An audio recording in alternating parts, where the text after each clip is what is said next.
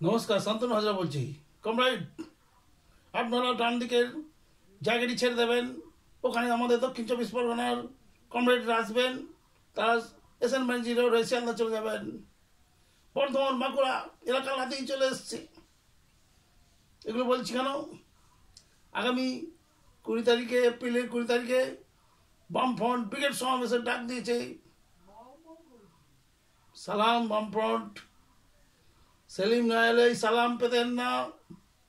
সেলিমের বুকের পাটা আছে। এই মহাশূন্যের বামফ্রন্ট ব্রিগেড সমাবেশে যোগ দিচ্ছে। আজকে রুলিং পার্টির ব্রিগেড সমাবেশ যোগ দিলেও ব্রিগেডের লোক হবে না। মানুষ বুঝে গেছে যে এই পার্টিগুলো কিচ্ছু করবে না আমাদের জন্য। তারা বুঝতে পেরেছে যে আপনার হাত জগন্নাথ। আর বামপন্থীরা চিরকাল মানুষকে বড় বড় ডায়লগ দেখিয়েছে, গণসঙ্গীত শুনিয়েছে। ওরা আমাদের গান গাইতে দেয় না। পল রবসন, কমরেড তোমার পতাকা তুলেছি ঊর্ধ্বে লক্ষ কোটি বিশ্বজন। আর কত গাইবো, আর কত গান হবে? গান শেষ হয়েছে, মানুষের মুক্তি হয় নাই। গরিব মানুষ দেখেছে, এখনো তারা ভাদ্র মাসে তালের মারি খায়, এখনো তারা শাপলা শামুক খায়, এখনো তারা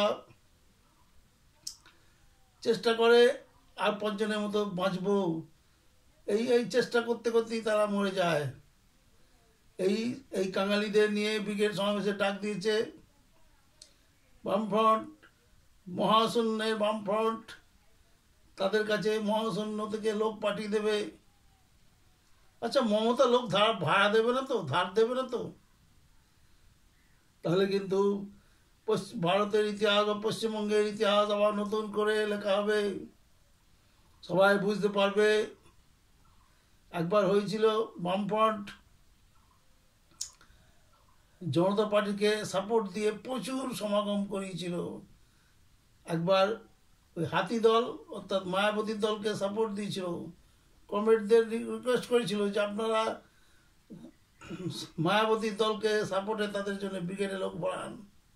সে ব্রিগেডে এমন লোক হয়েছিল, পয়সা দিয়েছিল যারা যাবে তাদের জন্য। সে বামফ্রন্টে অত লোক হতো না। যাই হোক, আগামী 20 তারিখ দেখার বিষয় এই ব্রিগেড সমাবেশে কারা কারা আসে। তাহলে এই মহাশূন্য শুনতে শুনতে তারা ফেড আপ হয়ে গেছে। এরপরে আর তাদের এই মহাশূন্য শুনতে হবে